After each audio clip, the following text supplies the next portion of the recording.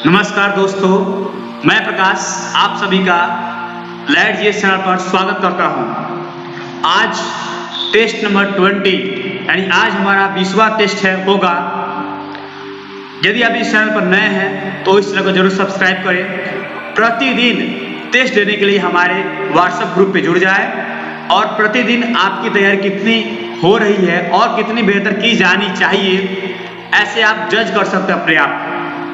तो डिस्क्रिप्शन में व्हाट्सएप का लिंक दिया हुआ है, उससे आप जुड़ सकते हैं और उसके जरिए आप प्रतिदिन रात को 7 बजे टेस्ट दे सकते हैं। तो बिना देर किए चलिए हम आज टेस्ट की शुरुआत करते हैं। क्वेश्चन नंबर 1, भारत में सबसे अधिक उपजाऊ मृदा कौन सी है? ऑप्शंस है लाल मृदा, काली मृदा, जलोढ़ मृदा या चुन्नेदार मृदा। तो इसका सही जवाब होगा जलोढ़ मृदा, यानी कि जलोढ़ मिट्टी जो है वह अधिक उपजाऊ है और यह भारत में सबसे अधिक उपजाऊ मिट्टी है। ठीक है, क्यों? क्योंकि इसमें जो है नाइट्रोजन की मात्रा जो है वह कम पाई जाती है और जलोढ़ मिट्टी जो है यह मूलतः हिमालय के निक्षेपों से बनी होती है। ठीक है, आगे बढ़ते हैं अगले प्रश्न की ओर। क्वेश्चन नंबर 2, बिहार में डालमिया नगर किसके लिए प्रसिद्ध है? ऑप्शंस रेशम, सीमेंट, चमड़ा या जूट। तो इसका सही जवाब होगा सीमेंट। बिहार का जो डालमिया नगर है वह सीमेंट के लिए काफी फेमस है। इसके अतिरिक्त डालमिया नगर में चीनी, कागज या केमिकल उद्योग भी स्थापित हैं। आगे बढ़ते हैं अगले प्रश्न की ओर। क्वेश्चन नंबर 3, निम्नलिखित में से किसके शासनकाल में प्रसिद्ध ग्रीक राजदूत मेगास्थनीज भारत आए थे? ठीक है, ऑप्शंस है अशोक, हर्षवर्धन, कुमार गुप्त या चंद्रगुप्त मौर्य। तो इसका सही जवाब होगा चंद्रगुप्त मौर्य। प्रसिद्ध ग्रीक राजदूत मेगास्थनीज चंद्रगुप्त मौर्य के शासन के काल में ही आए थे। ये जो मेगास्थनीज था ये सेल्यूकस निकेटर का एक ग्रीक राजदूत था। इसने इंडिका नामक प्रसिद्ध पुस्तक लिखी है। मेगास्थनीज ने अपनी पुस्तक में भारत की 2 प्रमुख नदी सिंधु और गंगा नदी का भी वर्णन किया है। मेगास्थनीज ने मौर्य राजधानी पाटलिपुत्र का भी दौरा किया था। यदि आपसे सवाल करता है कि बिंदुसार के दरबार में कौन सा प्रसिद्ध यूनानी यात्री आया था, तो आपका जवाब होगा डाइमेकस।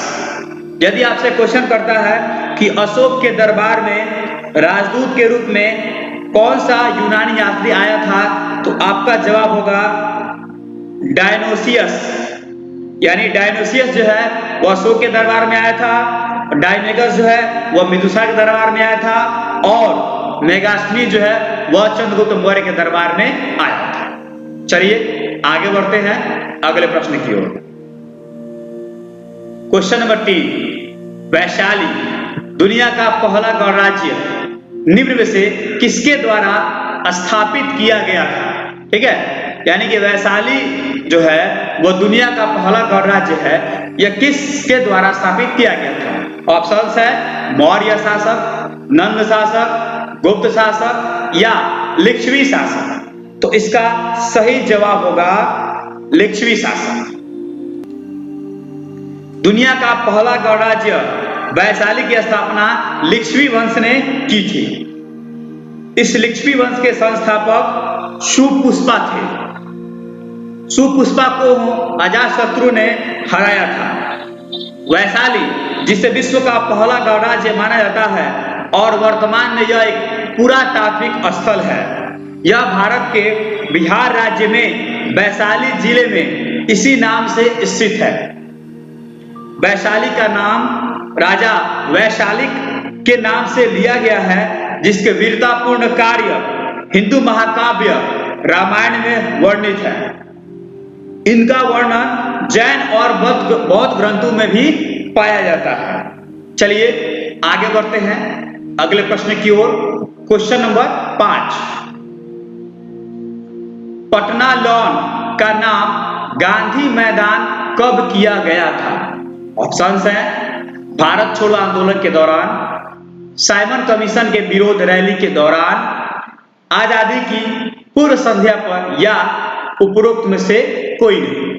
तो इसका सही जवाब होगा उपरोक्त में से कोई नहीं, क्योंकि 1948 में पटना लॉन का नाम बदलकर गांधी मैदान कर दिया गया था। महात्मा गांधी के सम्मान में इसका नाम बदला गया। ठीक है, बिहार का गांधी मैदान जो है वह काफी ऐतिहासिक मैदान है। यह गंगा नदी के तट पर है। ब्रिटिश काल के दौरान इस मैदान में एक गोल्फ कोर्स, घुड़दौड़ ट्रैक इत्यादि के रूप में इस मैदान का उपयोग जो है वह किया जाता था।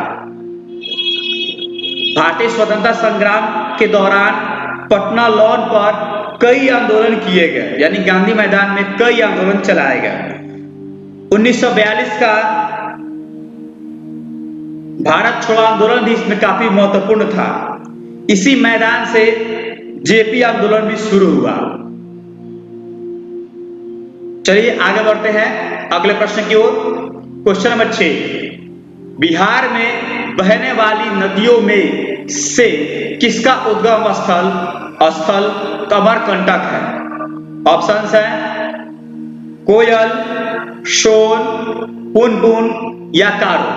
तो इसका सही जवाब होगा सोन। सोन नदी जो है यह अमरकंटक से निकलती है। मध्य भारत की सोन नदी यमुना नदी के बाद गंगा नदी की सबसे बड़ी सहायक नदी है। सोन नदी बहुत राज्यों में बहती है, जैसे मध्य प्रदेश, उत्तर प्रदेश, छत्तीसगढ़, बिहार एवं झारखंड से होकर यह बहती है।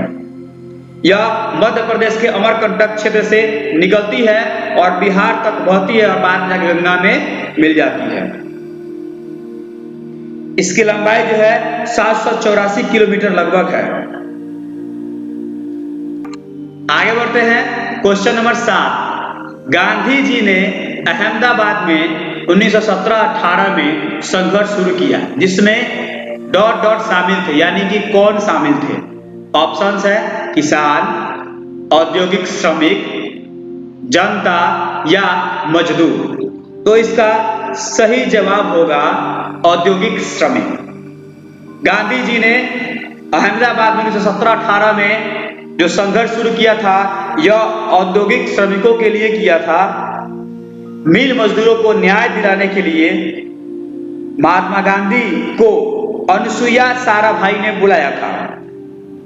अहमदाबाद मिल की हड़ताल महात्मा गांधी की पहली भूख हड़ताल थी। महात्मा गांधी का सविनय अवज्ञा आंदोलन चंपारण सत्याग्रह 1917 का था।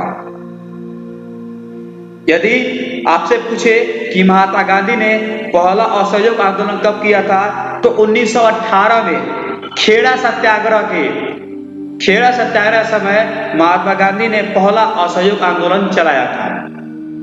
चलिए आगे बढ़ते हैं अगले प्रश्न की ओर। क्वेश्चन नंबर 8, भारत के कृषि क्षेत्र में किस प्रकार की बेरोजगारी है जहां आवश्यकता से अधिक लोगों की नियोजित किया जाता है?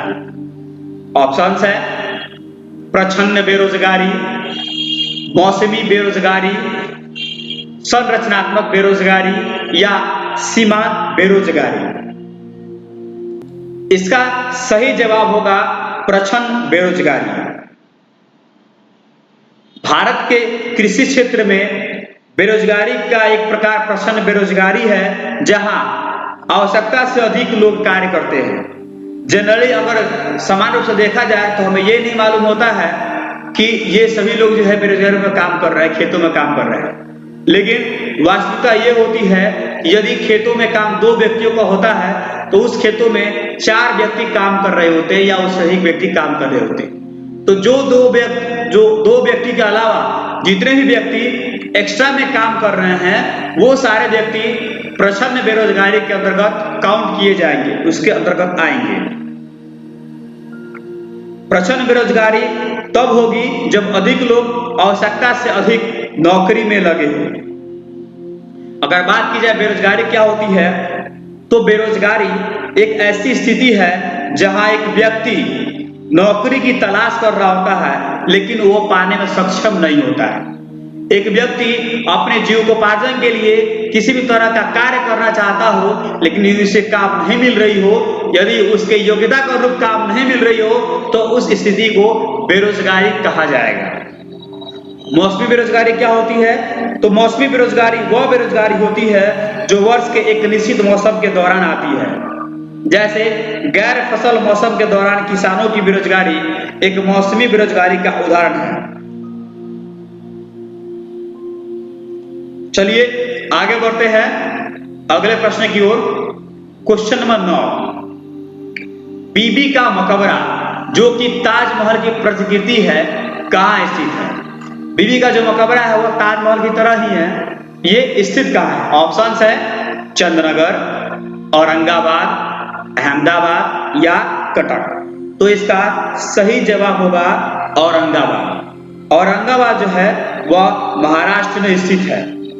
बीबी का मकबरा 1600 ईस्वी में छठे मुगल सम्राट औरंगजेब द्वारा बनवाया गया था। औरंगजेब ने अपनी पत्नी दिलरास बानो बेगम की याद में बीबी का मकबरा बनवाया। ताजमहल के सदृश होने के कारण बीबी के मकबरा को दक्कन के ताज के रूप में भी जाना जाता है। यदि बात की जाए चंदननगर की, तो चंदननगर पश्चिम बंगाल का एक शहर है। अहमदाबाद गुजरात राज्य की राजधानी है, राजधानी थी पहले, अभी वर्तमान में गांधीनगर है। कटक जो है वह उड़ीसा का एक शहर है। चलिए आगे बढ़ते हैं अंतिम प्रश्न की ओर। क्वेश्चन नंबर 8, 10,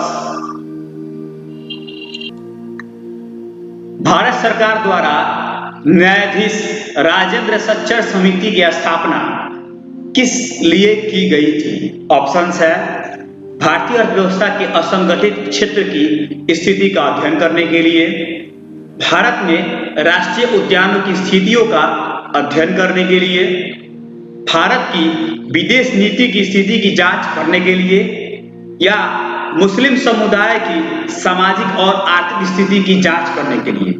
तो इसका सही जवाब होगा मुस्लिम समुदाय की सामाजिक और आर्थिक स्थिति की जांच करने के लिए। ठीक है, तो ये क्या है कि मुस्लिम समुदाय की सामाजिक और स्थिति जांच करने के लिए भारत सरकार द्वारा जस्टिस राजेंद्र सच्चर समिति का गठन किया गया था 2005 में। ठीक है,